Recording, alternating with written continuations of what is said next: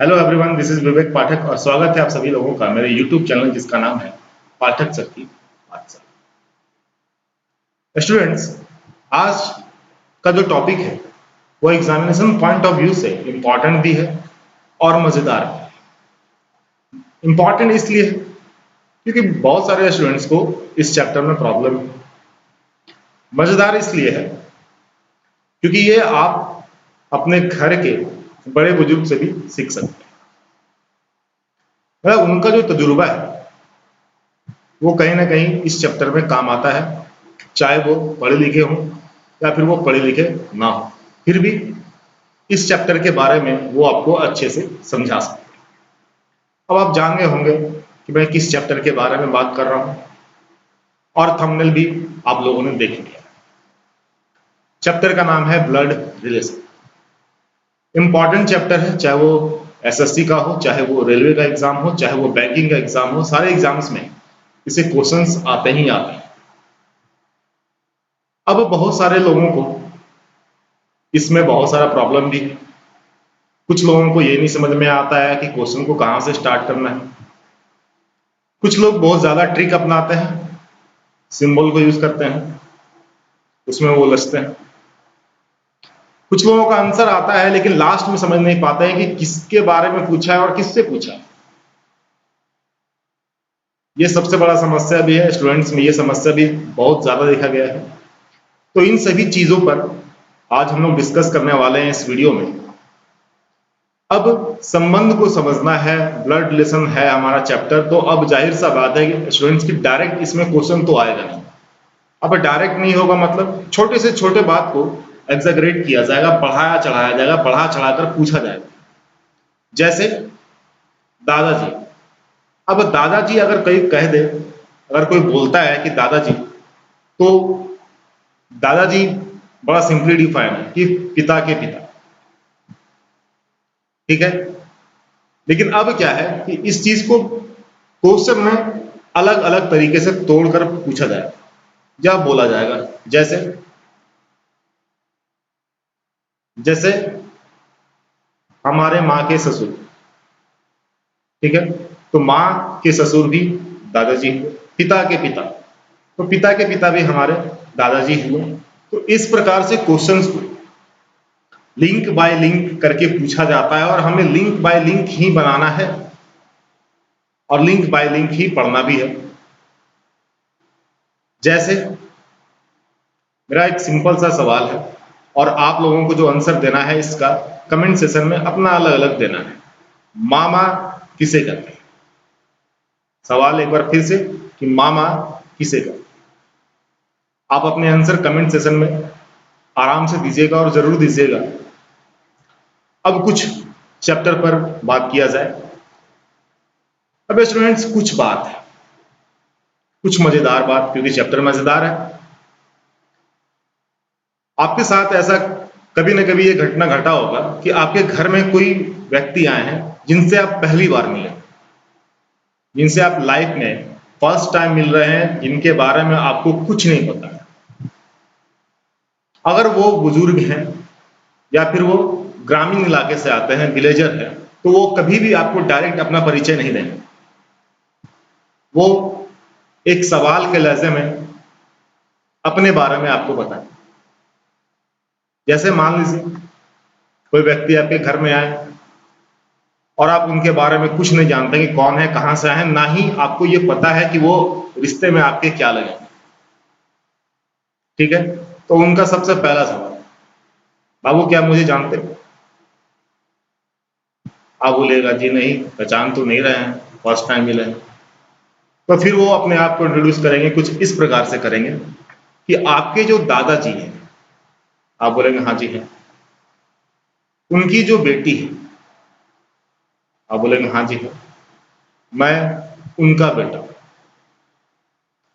अब आप सोचेंगे कि इनको बोलना क्या है, चाचा है, मामा है, क्या है, आप सोचेंगे। फिर आप लिंक को जोड़ेंगे, दादाजी मतलब पिता के पिता, दादाजी, और उनकी उनकी बेटी मतलब हमारे फादर की सिस्टर, मतलब बुआ, और उनका बेटा मीन्स पापा का भगना। ठीक है, तो पापा का भगना मतलब आपका कौन? तो आप फादर के सिस्टर को बुआ कहते हैं, और बुआ का लड़का है मतलब वो आपका फुफेरा भाई। और जस्ट वो जो आदमी है वो आपको क्या बोले? तो वो बोलेंगे आपको मामा का लड़का, मतलब आप हो गए उनके ममेरे भाई। अब यहां आ गया एक फुफेरा भाई और एक ममेरा भाई है वो। ठीक है, एक ममेरा भाई है और एक फुफेरा भाई है। तो यहां ममेरा भाई और फुफेरा भाई को इंग्लिश में कजन बोला जाता है। और अगर क्वेश्चन को आप हिंदी में पढ़ रहे हैं तो वहां पर स्लैश करके लिखा रहेगा ममेरा भाई स्लैश फुफेरा भाई। ठीक है, या फिर अब बैंकिंग एग्जाम में तो हिंदी में ही कजन लिख दिया जाता है, कजन। ठीक है, तो ये सारी चीजों को आप समझना बहुत जरूरी है। तो कैसे समझा जाएगा, कहां से क्वेश्चंस को उठाना है? क्योंकि देखा गया है कि मैक्सिमम स्टूडेंट्स को ये नहीं समझ में आता है कि क्वेश्चन को स्टार्ट कहां से करना है। कितने लोगों को तो ये नहीं समझ में आता है कि किस जनरेशन के बारे में बात हो रहा है। और सबसे ज्यादा प्रॉब्लम यहां ये है, मैक्सिमम स्टूडेंट में जो देखा गया है कि आंसर लाने के बाद, क्वेश्चन को बनाने के बाद ये समझ में नहीं आता है कि किसके बारे में पूछा गया और किससे पूछा गया। मैक्सिमम लोगों का वहां भी आंसर गलत होता है, ऐसा देखा। तो इन सभी विषयों पर आज इस वीडियो में हम सब बात करने वाले हैं। तो सबसे पहले स्टूडेंट्स चलते हैं हम लोग चैप्टर की ओर और कुछ कुछ बातों को पहले समझते हैं। छोटी छोटी बातें हैं जिसे पहले समझना जरूरी है। तो आपको स्क्रीन पर एक चार्ट दिख रहा हो। ठीक है, तो ज्यादा तो चर्चा नहीं करेंगे इस पर, लेकिन कुछ बातों को मैं बताना जरूर चाहूंगा क्योंकि कुछ लोगों को समस्या है, और खासकर उन लोगों को समस्या ज्यादा है जो क्वेश्चंस को हिंदी में पढ़। तो हिंदी में कोई भी क्वेश्चन को पढ़ रहे हैं,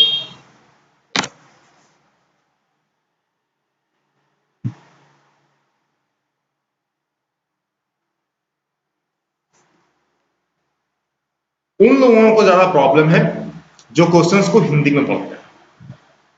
अब हिंदी में क्वेश्चंस पढ़ने वाले कुछ कुछ वर्ड ब्लड रिलेशन में इंग्लिश में जान लें, ये जरूरी है। और कुछ वर्ड पे अगर आपका कमांड होगा तो आंसर भी आपका सही होगा। अब जो स्क्रीन पर जो आपके सामने कुछ जो दिख रहा है, मैं उनमें से कुछ कुछ जो इंपॉर्टेंट है उसे समझाऊं।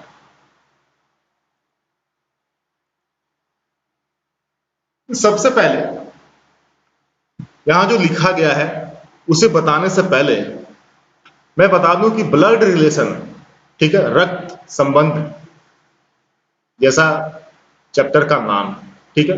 तो ब्लड रिलेशन के बारे में कुछ बात है कि जितने भी रिलेशन है, जो हम लोग रिलेशन जो पढ़ते हैं, ये जो क्वेश्चन पूछता है एग्जाम्स में, उन सभी में ब्लड रिलेशन हो ऐसा कोई जरूरी नहीं है। हाँ, लेकिन रिलेशन होता है। तो ब्लड रिलेशन किसमें होता है? तो ब्लड रिलेशन पैतृक होता है।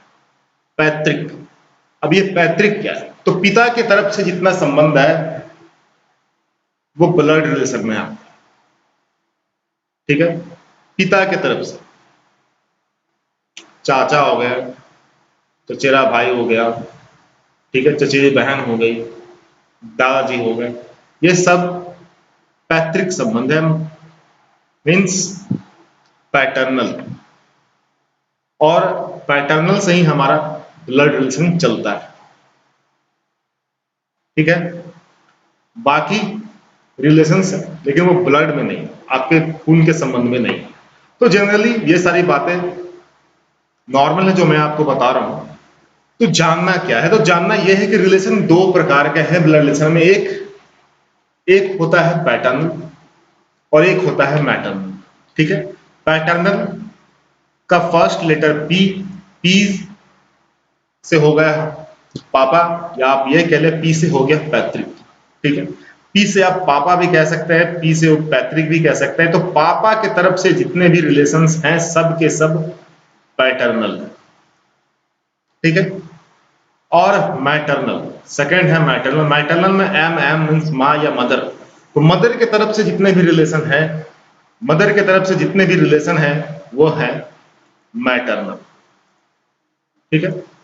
पैटर्नल और मैटरनल इनका भी यूज किया जाता है क्वेश्चंस में, अगर किसी स्पेसिफिक रिलेशन को दर्शाना हो तो इन दोनों वर्ड का भी यूज किया जाता है। अब जैसे common word grandfather, blood relation में ग्रैंडफादर का मतलब नाना और दादा दोनों ऑप्शन में दे देता है, एक ही साथ दादा स्लैश नाना, और इंग्लिश में देखिएगा तो ऑप्शन में मिलेगा ग्रैंडफादर।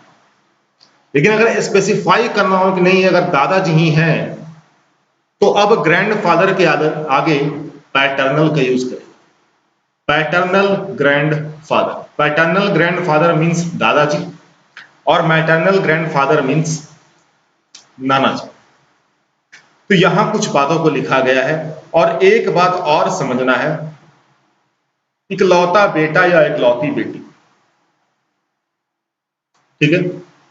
इकलौता बेटा, इसका मतलब यह है कि उस इंसान का बेटा एक ही है, बेटी हो सकती है लेकिन बेटा एक है, ये हो गया इकलौता। और ये इकलौता वर्ड इसलिए बहुत ज्यादा इंपॉर्टेंट है क्योंकि एसएससी और रेलवे में मैक्सिमम जो भी एक या दो क्वेश्चन जो भी ब्लड रिलेशन के आते हैं वो इकलौता वाला क्वेश्चन रहना ही रहना है। तो इकलौता बेटा या इकलौता बेटी कहने का मतलब है, अगर इकलौता बेटा बोल दे मतलब उस इंसान का बेटा एक है, बेटी हो सकती है। और अगर इकलौती बेटी बोल दे तो बेटी एक है, बेटा हो सकता है। लेकिन एकमात्र बेटा या एकमात्र संतान कहना मतलब उस इंसान का एक ही बेटा है। अगर एकमात्र बेटा बोल दिया तो एक ही बेटा है और उसकी ना कोई भाई ना कोई बहन। और एकमात्र बेटी का मतलब है कि उसका ना ही कोई भाई ना ही कोई बहन। और एकमात्र बेटी बोल दे मतलब उसका ना ही कोई भाई ना ही कोई बहन। तो ये इकलौता एकमात्र वाला कंसेप्ट भी समझना है। तो अब यहां स्क्रीन पर देख रहे हैं कि ग्रैंडफादर्स या ग्रैंड मदर्स ओनली। अब ग्रैंडफादर को अगर मैं दादा बोलूं तो दादा या दादी का एकमात्र ओनली सन, इकलौता बेटा मतलब कौन, तो हमारे फादर। ठीक है। अब जैसा ही मैं बोलता हूं हमारे फादर, इसका मतलब समझिए फ्रेंड्स, इसका मतलब यह है कि ब्लड रिलेशन का क्वेश्चन बनाना आसान हो सकता है अगर क्वेश्चन में जो भी रिलेशन दिया है ना आप उसे अपने ऊपर लेकर चले। वहां कोई भी नाम दिया हो, श्याम दिया आप खुद को श्याम मान लें, सीता बोल दिया तो आप खुद को सीता मान लें और क्वेश्चंस को सॉल्व करें, बड़ा आसानी से क्वेश्चन सॉल्व होता है। ठीक है। तो ग्रैंडफादर या ग्रैंड मदर्स ओनली सन, दादा या दादा दादी जी का एकमात्र बेटा कौन, तो हमारे पिता, फादर। ठीक है। कुछ कुछ बात और समझना है, जैसे जैसे कुछ रिलेशन है जो हमारे घर से है और कुछ रिलेशन ऐसा है जो हमारे ससुराल के पक्ष से।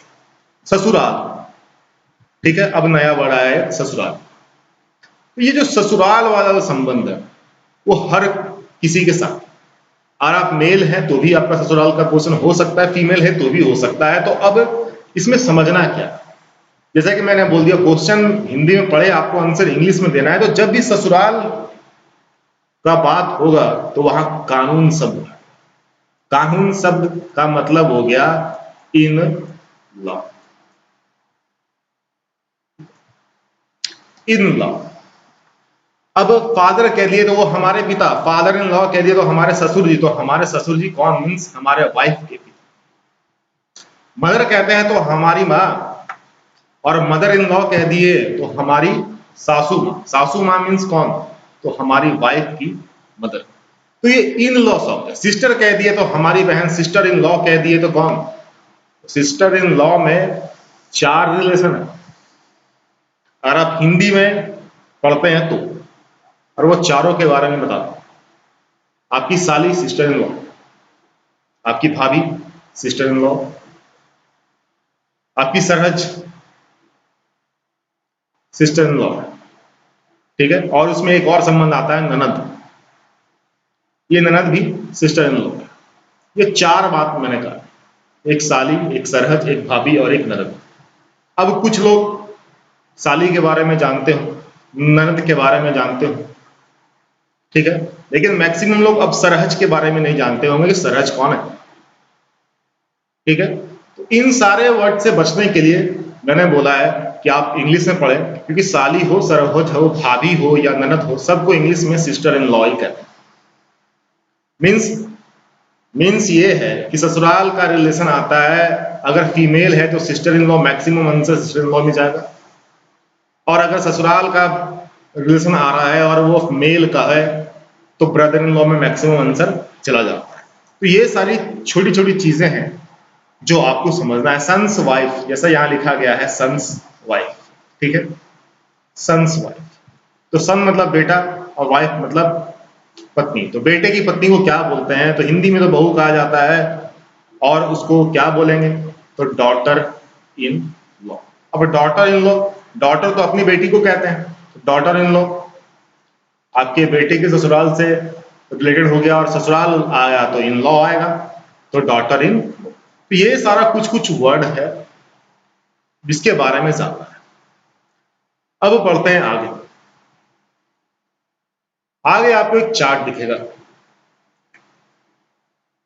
अब कुछ बात इसमें लिखी गई है, मैं एक एक करके सारी चीजों को बताता हूं। नीचे दिए गए चार्ट के माध्यम से हम संबंधों को समझ सकते हैं। अब स्टूडेंट्स यहां है कि बहुत सारा आप वीडियो देखे भी होंगे या बहुत सारे टीचर कुछ बताते भी होंगे कि आप सिंबल का यूज कर सकते हैं, dot dot, single line, arrow. Relation को दर्शाने के लिए आप इन सारे रिलेशन को दर्शाने के लिए आप इन सारे सिंबल्स का यूज करते हो। मैं कोई सिंबल नहीं बताऊं, ठीक है। किसी चीज को रटना नहीं है, सिर्फ समझना है और अच्छे से समझना कि हर व्यक्ति के साथ, चाहे वो मैं हूं, चाहे वो आप हो, चाहे कोई भी, हर व्यक्ति के साथ एक साथ 5 जनरेशन चलता है।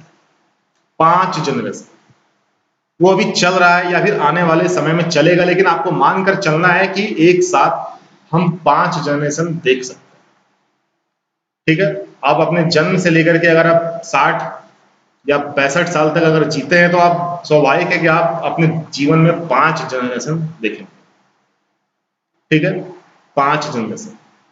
और जैसा कि मैंने कहा है कि आपको खुद के ऊपर क्वेश्चन को लेकर के चलना है, क्वेश्चन को लेकर सॉल्व करना है। तो हमारा जो जनरेशन है, हम जिस जनरेशन में है वो मिडिल जनरेशन है, और 5 जनरेशन में से मिडिल आप समझ के होंगे, मैं थर्ड जनरेशन के बारे में बात कर रहा हूं। मीन्स हम लोग का जो जनरेशन है, जिस जनरेशन में भी हम लोग हैं, वो है थर्ड जनरेशन। और जैसा कि मैंने कहा कि थर्ड जनरेशन को मिडिल जनरेशन कहा जाता है। अब मिडिल इसलिए क्योंकि ठीक इसके ऊपर 2 जनरेशन और इसके बाद भी 2 जनरेशन। तो हम लोग का जनरेशन में कौन? अब सवाल यहां ये कि हम लोगों के जनरेशन में कौन है, ठीक है। तो ऐसा देखा गया है कि मैंने क्लास में भी जब भी ये सवाल पूछा है कि बताइए हम लोगों के जनरेशन में कौन है, तो मिला जुला आंसर आया है और कुछ गलत आंसर भी आए हैं, और मैक्सिमम लोगों का आंसर आया है सर हमारे जनरेशन में तो हमारे दादाजी हैं, दादी माँ हैं, पिता हैं, भाई हैं, बहन हैं, सबको ये। तो ध्यान दें, वो आपके जनरेशन में नहीं है, वो आपके घर में है, आपके जनरेशन में नहीं है। कभी ऐसा नहीं हुआ है कि आप अपने दादाजी के कंधे पे हाथ रख के बोलेंगे चलो कहीं घूम कर आते हैं, ठीक है। आप ऐसा कर भी नहीं सकते हैं क्योंकि वो आपके जनरेशन में भी नहीं है और आपसे बहुत सुपीरियर सीनियर। तो सबसे पहले ये समझना है स्टूडेंट्स कि हमारे जनरेशन में कौन है। तो हमारे जनरेशन में भाई, बहन और कजन। अब यहां एक बात और, कजन के साथ ब्रदर और सिस्टर का यूज नहीं किया जाता है, ग्रामेटिकल एरर है इंग्लिश का, ठीक है। बहुत ज्यादा देखा गया कजन ब्रदर, कजन सिस्टर का लोग यूज करते हैं, ये आपको नहीं करना है। कजन का मतलब ही होता है चचेरा, ममेरा, मौसेरा, फुफेरा, भाई और बहन। मैं फिर से रिपीट कर दूं कि कजन का मतलब ही होता है चचेरा, ममेरा, मौसेरा, फुफेरा, भाई या बहन, ठीक है। तो हम लोग के जनरेशन में भाई है, बहन है और कजन्स है, ये हम लोग का जनरेशन। तो हम लोग से ठीक पहले किनका जनरेशन? ठीक पहले, ठीक है। तो हमसे ठीक पहले हमारे फादर का, मदर का, अंकल का। अब इस अंकल को समझिए, अंकल में कौन? अंकल में चाचा, मामा, मौसा, फूफा सब, ठीक है। तो हमारे जनरेशन में पहले कौन है? तो फादर है, मदर है, अंकल है, और अंकल में चाचा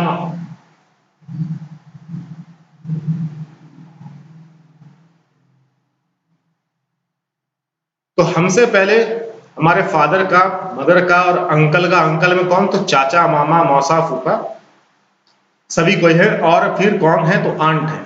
फिर से वही बात, आंट में कौन? तो चाची, मामी, मौसी, बुआ सभी आंट। तो फिर उनसे पहले जहां तक जनरेशन स्टार्ट हुआ, जैसा कहा जाता है कि फर्स्ट जनरेशन, तो वहां कौन? तो वहां है ग्रैंड फादर। अब ग्रैंड फादर जैसा मैंने कह दिया, पैटर्नल ग्रैंड फादर मीन्स दादाजी, मैटर्नल ग्रैंड फादर मीन्स दादाजी। ठीक उसी प्रकार से ग्रैंड मदर, तो ग्रैंड मदर अगर पैटर्नल ग्रैंड मदर कहा जाए तो दादी, और अगर मैटर्नल कहा जाए तो नानी। लेकिन जैसा मैंने स्टार्टिंग में ही कहा था कि ब्लड रिलेशन हमेशा पैटर्नल चलता है, तो यहाँ पैटर्नल बात चल रहा है। बाकी ग्रैंडफादर में क्या करना है, दादा या नाना ऑप्शन में स्लैश करके लिखा है। तो फर्स्ट जनरेशन स्टूडेंट्स ग्रैंडफादर और ग्रैंड मदर का, उसके बाद फादर, उसके बाद हम लोग का जनरेशन। तो हमारे बाद किन का जनरेशन आएगा? तो हमारे बाद हमारे संतान का जनरेशन, मीन्स सन, डॉटर, नेफ्यू, नीस, बेटा, बेटी, भतीजा, भतीजी, ये होगा फोर्थ जनरेशन। ये हो जाएगा फोर्थ जनरेशन, जिसमें सन, डॉटर, नेफ्यू और नीस। अब क्या है? अब आएगा फिफ्थ जनरेशन। फिफ्थ जनरेशन जैसे आएगा तो हम लोग का जो जनरेशन है वो फर्स्ट जनरेशन बन जाएगा। अब फिफ्थ जनरेशन में कौन? तो फोर्थ जनरेशन में आया था हमारा बेटा, हमारी बेटी। अब फिफ्थ जनरेशन में कौन? तो उनका बेटा, उनका बेटा मीन्स हमारा पोता, हमारी पोती। ठीक है, मतलब तो जो फिफ्थ जनरेशन है वो होगा ग्रैंड सन और ग्रैंड डॉटर का। ये ग्रैंड सन और ग्रैंड डॉटर किसका? तो थर्ड जनरेशन। ठीक है, थर्ड जनरेशन। हर दो जनरेशन गैप में अगर आप फर्स्ट से थर्ड में जाएं तो यहां ग्रैंड सन और ग्रैंड डॉटर, आप अगर थर्ड से फिफ्थ में जाएंगे तो यहां भी ग्रैंड सन और ग्रैंड डॉटर का जनरेशन। मीन्स ये है कि जब फिफ्थ जनरेशन आएगा तो उस टाइम हम लोग जो अभी मिडिल जनरेशन में है हमारा फर्स्ट जनरेशन हो जाएगा। तो ये 5 जनरेशन है स्टूडेंट्स जो हर किसी के साथ चलता है, और इसके बाद भी कभी कभी क्वेश्चन दे दिया जाता है, बहुत रेयर है। ठीक है, ग्रैंडफादर से भी पहले का जनरेशन, तो ग्रैंडफादर के पहले का जनरेशन में हम लोग ग्रैंड के पहले ग्रेट का यूज कर देते हैं।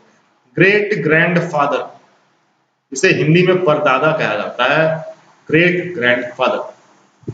ठीक है, और कभी कभी ग्रेट ग्रैंड सन का भी यूज किया जाता है। जैसे अगर ग्रेट ग्रैंडफादर, अगर आप अपने परदादा से कभी मिले तो आप उनके परपोते हो गए, मीन्स ग्रेट ग्रैंड सन। ठीक है, तो ये सारा बात है जो क्वेश्चंस में यूज किया जाता है। इसमें किसी भी एरो का, किसी भी लाइन का यूज नहीं करना। जो जिस जनरेशन में है आपको सीधा उस जनरेशन में जाना। आपके पहले के जनरेशन में है मीन्स वो आपसे पहले, आपके बाद के जनरेशन में है तो मीन्स वो आपके बाद। कुछ इस तरीके से क्वेश्चंस को सॉल्व करना है। आगे चलते हैं स्टूडेंट्स, समझते हैं क्या करते हैं। अब टाइप 1, जैसा कि आप स्क्रीन में दिख रहे हैं, टाइप 1 है और कुछ क्वेश्चन है, क्वेश्चन लिखा है। ठीक है, अब ये क्वेश्चन, और जैसा कि थंबनेल में भी हमने लिया हुआ था कि तस्वीर की तरफ इशारा करना। ये तस्वीर की तरफ इशारा करना या किसी व्यक्ति की तरफ इशारा करना, ये क्वेश्चन बहुत लोगों को डिफिकल्ट लगता है। क्यों लगता है पता नहीं, फिर से वही बात है, या तो उनको पता नहीं कि क्वेश्चन को कहां से सॉल्व करना है, और या फिर रिलेशन किसके बारे में पूछना है।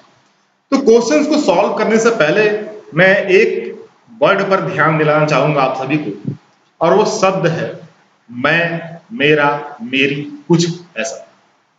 ठीक है, मैं, मेरा या फिर मेरी, कुछ अगर ऐसा लिख दे क्वेश्चन में तो ध्यान देना है। ठीक है, कल स्कूल जाना चाहता था लेकिन मेरा बैग चोरी हो गया। अब इस बात पर ध्यान दो, स्कूल जाना चाहता था लेकिन क्या हो गया कि मेरा बैग चोरी हो गया। मेरा बैग चोरी हो गया, इसका मतलब यह है कि बात करने वाला मैं खुद हूं, अपने आप के बारे में बता रहा हूं। स्कूल जाने वाला कौन? तो मैं। नहीं कौन गया? तो मैं। ठीक है, तो ये मैं और मेरा शब्द पर ध्यान देना है स्टूडेंट्स। जैसा कि इस क्वेश्चन में, क्वेश्चन नंबर 1 में मैं जरा पढ़कर बताऊंगा। बोलता है एक स्त्री का परिचय कराते हुए एक पुरुष ने कहा। अब ध्यान देना है कि बोलने वाला कौन है और किसके बारे में बात हो रहा है। तो बात हो रहा है एक स्त्री के बारे में, फीमेल के बारे में। मतलब बात होगा एक फीमेल के बारे में, लेकिन वो खुद जो फीमेल है वो खुद से बात नहीं कर रही, उसके बारे में बात करने वाला एक मेल है, ये पुरुष। तो ये पुरुष इंडिकेट करेगा उस फीमेल के बारे में। तो ये पुरुष अपने आप के बारे में, जो मेल है क्वेश्चन में, वो अपने आप के बारे में बात कब करेगा? तो अपने आप के बारे में तब बात करेगा जब क्वेश्चन में मैं, मेरा या मेरी ऐसा कोई शब्द दिखे। ठीक है, तो एक स्त्री का परिचय कराते हुए एक पुरुष ने कहा, उसके पिता मेरे। अब ये शब्द आ गया मेरे।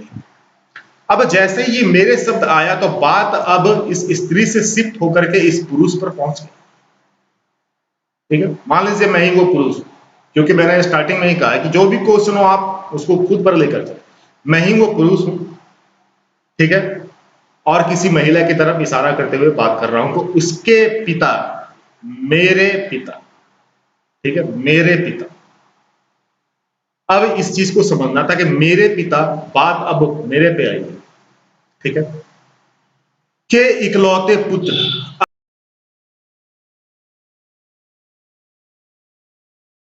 इकलौते पुत्र वाले कंसेप्ट को मैंने जस्ट अभी थोड़ी देर पहले बताया था कि इकलौता पुत्र या इकलौता पुत्री किसको कहते हैं। इकलौता पुत्र का मतलब है फ्रेंड्स कि उस इंसान का बेटा एक ही है, बेटी हो सकती है। ठीक है, तो उसके पिता मेरे पिता के इकलौते पुत्र हैं।